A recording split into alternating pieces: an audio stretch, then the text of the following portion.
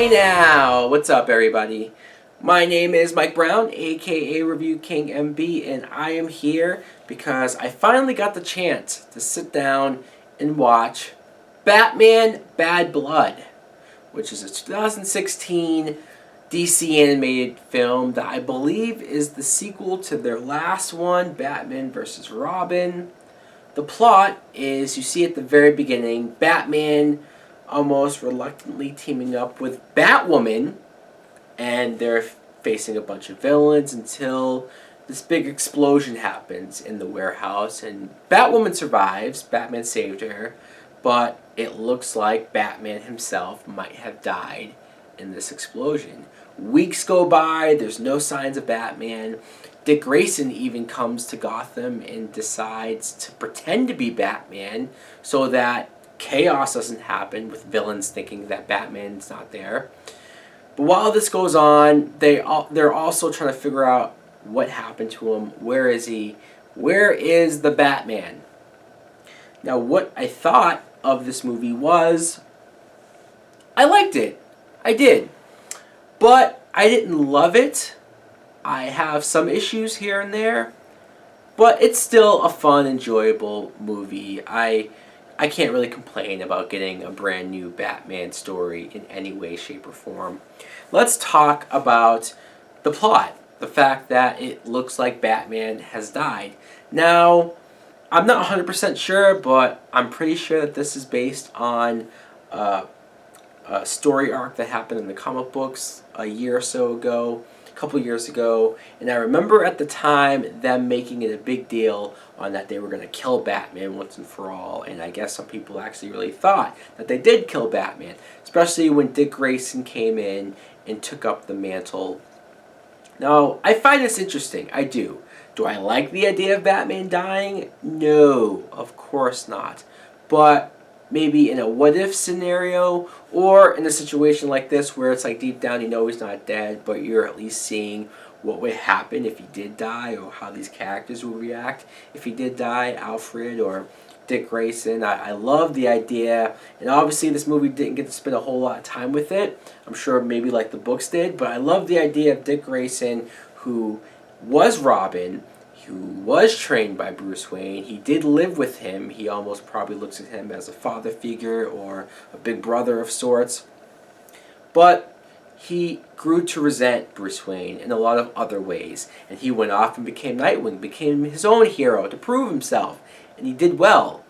But the idea of him wanting to keep that part of him in the past, but this happening and him being forced to not only come back into the fold, the family, but put the costume on and pretend to be the guy who he almost resents.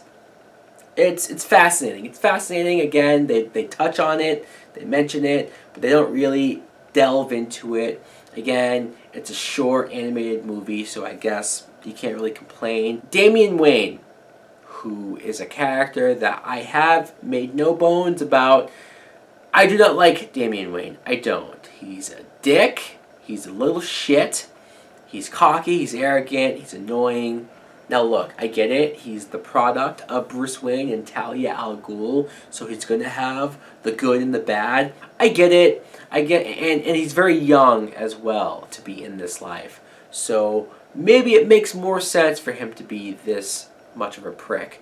But also, I have to admit that watching him, it can be a little jarring. Now, in this film, the first half of it, I was annoyed with him. The second half, though, especially when he became more caring and enduring about saving his father, especially with what happens to Bruce Wayne, that's when I started to come around on Damian. It's one of those things where ultimately, I do know the fate of Damian Wayne in the comics, but I would like to see more moments of him being somebody that wants to make his father proud, that, you know, that doesn't want to be a killer, that doesn't want to go towards that League of Assassins side that he's obviously a part of. Batwoman. Here's a character who I was aware of, but that's pretty much it. I was aware of. I knew what she looked like, and I knew that she was a lesbian. So really all that I knew. I'm so glad that they put her in the story and we got a good amount of her origin, because now I feel like I know the character, or I know enough about her to like her, to get a sense of the character, Kate Kane. You can say it was inspired by Batman to be Batwoman, but she also doesn't even really like Batman. It's just, it was an interesting dynamic. Also, how Batman was sort of like his reaction to her, and how he didn't like the way how she used guns and she killed people. Now, the whole thing with Bruce Wayne, right? Like, what happened to Batman? This could be a little bit of a spoiler. It probably is. I guess I just don't know how to talk about this stuff or talk about my issues with the movie without getting into this. So if you don't want to know much more about details of the plot and whatnot, or if you don't care, stick around. It's up to you. Here we go. You find out that Bruce Wayne obviously isn't dead. He's being almost tortured or mentally fucked, I guess, by the Mad Hatter. His body sprung up, so all these villains now know who he is. We got a lot of, like, C-level villains. They even call them that. Like Firefly, the Executioner, Black Mask, just a bunch of random villains who I guess now know Bruce Wayne's identity, or Batman's identity. And ultimately, because at first you meet this big, hulking, brooding character who kind of beats Batman up at the very beginning, and I'm wondering, who is this? You know, is this just another Bane knockoff, or who is it? And come to find out, it's a clone of Damian Wayne, a grown-up version of Damian Wayne. And I was like, what the fuck? What? And then you find out that Talia al Ghul is behind this whole thing, and that she is using Mad Hatter to brainwash all of these rich people in Gotham to take over the world. Or whenever you deal with mind control, brainwashing, I kind of roll my eyes and I kind of go like, it's just, it's never really the greatest plot of any type of superhero situation. Seemed a little convoluted, to be honest, and it didn't seem like something that Talia al Ghul, the League of Assassins, would want to do. I don't know. I really don't know how I feel about this villain plot, and I don't know how much I love the idea of Batman being brainwashed. I just feel like he's stronger than that, mentally stronger than that. It did give us a pretty cool fight scene between Batman and Nightwing near the end, and I did like the moments there when Batman finally was fighting the mind control. Sure, that was interesting, but the whole mind control in general, I don't know, I'm not completely sold on it. The whole clone of Damian Wayne was very weird. Here's something else that I don't know how to quite feel about. So there's a new character, a new hero in the Bat family, I guess. Lucius Fox's son, who is now Batwing? Luke Fox, I think his name is.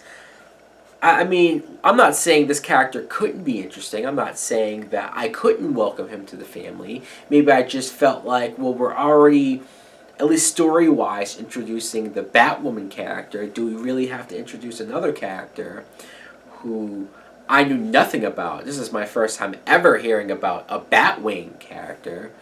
I'm sure some people in the comments could be like, how can you not know who this is? Blah, blah, blah. This is where he's from.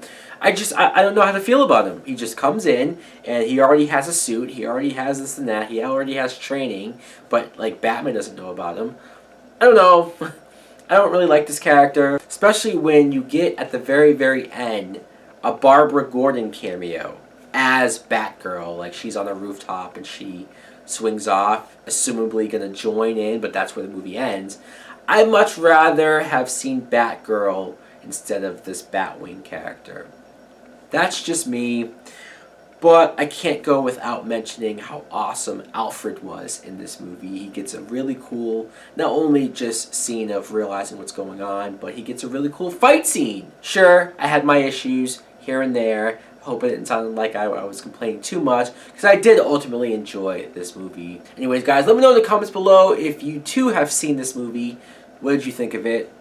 Thanks for watching. Like, comment, subscribe. Later!